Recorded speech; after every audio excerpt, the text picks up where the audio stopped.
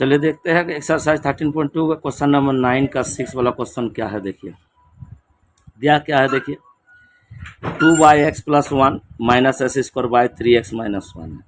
सबसे पहले क्या करते हैं, जो भी दिया हुआ रहता है उसका फंक्शन हम लोग मान लेते हैं। ठीक है, तो इसका हम लोग फंक्शन मान लेंगे। तो फंक्शन मानेंगे लेट f(x) = क्या दिया हुआ देखिए, तो 2x + 1 और -x² 3x - 1। ठीक है, इसके बाद करते क्या है, देखिए अगर हम लोग पार्ट्स को पूरा एलसीएम कर लेंगे तो भी होगा, और नहीं तो पार्ट्स को अलग अलग किया हुआ तो उसी बेसिस में बनाएंगे। तो पार्ट्स तो अलग अलग किया हुआ है। देखिए अपर वाला पार्ट को हम लोग यू मानते हैं, नीचे वाला पार्ट को भी मानते हैं, यानी u/v यानी कोसाइन रूल में है। दोनों कोसाइन रूल में है तो दोनों को कोसाइन रूल में करेंगे। तो चलिए लिखते हैं differentiate with respect to x और लिख लेते हैं हम लोग वी गेट। ठीक है, इसके बाद देखिए जो f(x) था उसको f'(x) लिखते हैं हम लोग =, ये तो पता है हम लोगों को। जब भी डिफरेंशिएटिंग करते हैं, जब फंक्शन ऑफ x दिया हुआ है उसको हम लोग f'(x) लिखते हैं। ठीक है, इसके बाद हम लोग करेंगे क्या, 2x + 1 है तो u/v के फॉर्म में क्या होता है कि v वाला वैल्यू को हम लोग पहले निकालते हैं। तो इसको निकाल लेंगे, x + 1 को निकाल लिए, फिर डिफरेंशिएटिंग विथ रेस्पेक्ट टू 2 नीचे है dx, ये होगा।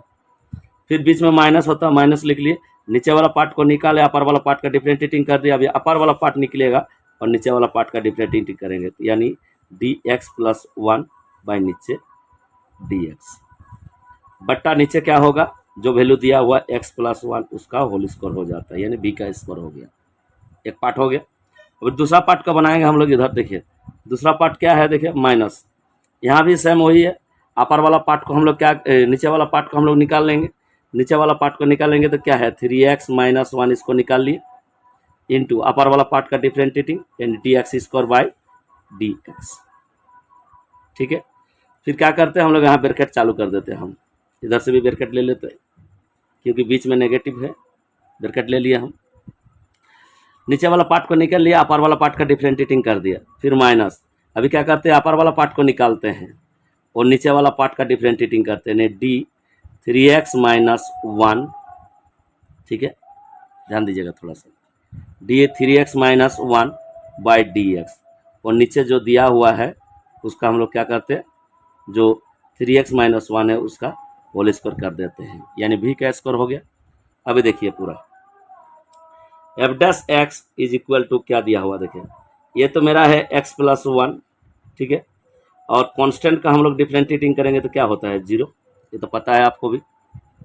ठीक है, फिर क्या करेंगे हम लोग, -2 था तो -2 रहने दिए, इंटू ध्यान दीजिएगा dx/dx कर देंगे, यानी dx/dx किए प्लस d1/dx कर दिए, यानी डिफरेंशिएटिंग का हम लोग क्या किया, अलग अलग तोड़ दिए, dx/dx फिर d1/dx कर दिए, और फिर इसको थर्ड ब्रैकेट के अंदर ही हम रख लेते हैं। ठीक है, फिर माइनस, देखिए ध्यान दीजिएगा इधर माइनस, इधर क्या है देखिए, तो जो आपका 3x - 1 था उसी को लिख लिया हम।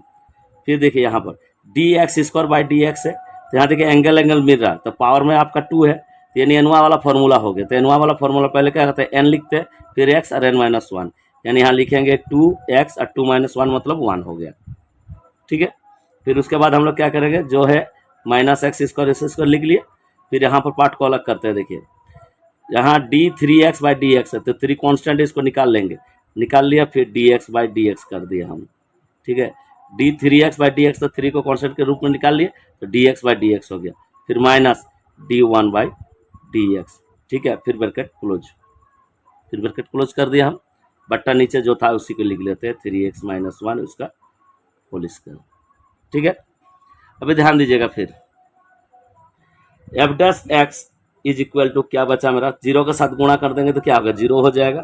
तो बचा क्या मेरा, इधर से 0 और -2 ब्रैकेट को रखे रहे हम, इंटू यहाँ क्या होगा, dx/dx का वैल्यू 1 होगा, कांस्टेंट का वैल्यू 0 हो गया। इधर तो हो गया। देखिए यहाँ गलती से हम क्या लिखने भूल गए थे, नीचे वाला वैल्यू यानी x + 1 का होल स्क्वायर लिखने भूल गए थे हम।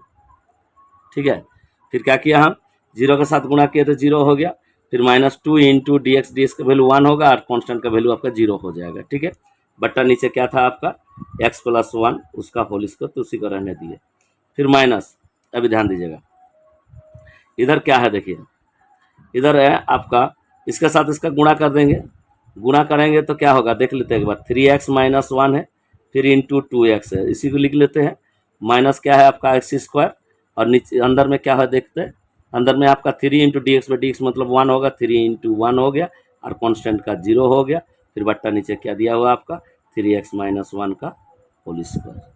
ठीक है, उसके बाद देखिए क्या बच रहा है, F dash X is equal to, बचा क्या देखिए, 0 माइनस 2 के साथ 1 का गुना करेंगे तो 0 तो हट जाएगा, 2 के साथ 1 का गुना करेंगे, एक को 0 के साथ जोड़ेंगे तो क्या होगा, एक ही, एक को फिर एक को 0 के साथ जोड़ेंगे तो एक, और जो एक आया उसके साथ 2 को गुना करेंगे तो -2 हो जाएगा, -2 बाई नीचे x प्लस 1 इसका होल स्क्वायर हो गया।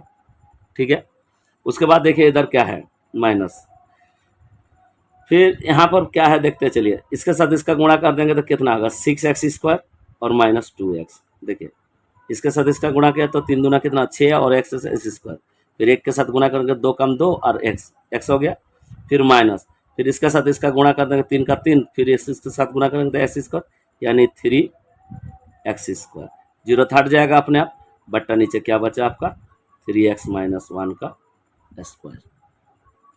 ठीक है, इसके बाद हम लोग क्या करते हैं, सिंप्लीफिकेशन कर लेते हैं। देखिए F dash X is equal to -2 by नीचे क्या है x प्लस 1 का होल स्क्वायर है, फिर माइनस, फिर इसको साथ हम लोग घटा देंगे, घटाएंगे तो क्या कितना है 6x स्क्वायर है और -3x स्क्वायर, 6 के साथ 3 को घटा देंगे तो क्या बचेगा 3x स्क्वायर और -2 बट्टा नीचे क्या बचा 3x माइनस 1 का होल स्क्वायर। तो इसी को हम लोग फॉर्म मतलब आंसर बोल सकते हैं। तो यहीं तक हम लोग क्या करते हैं, इसको सिंप्लीफिकेशन नहीं करने जाएंगे, इसी का आंसर लिख देंगे। ठीक है, कुछ नहीं है, दिक्कत कुछ नहीं है, सिर्फ यू बाई भी के रूप में हम कर लिए। ये हो गया मेरा 9 का 6 वाला कंप्लीट। ठीक है, जहाँ नहीं समझ में आएगा प्लीज़ मेरे को कमेंट में बताइएगा। ठीक है, फिर नेक्स्ट देखेंगे हम लोग क्या है।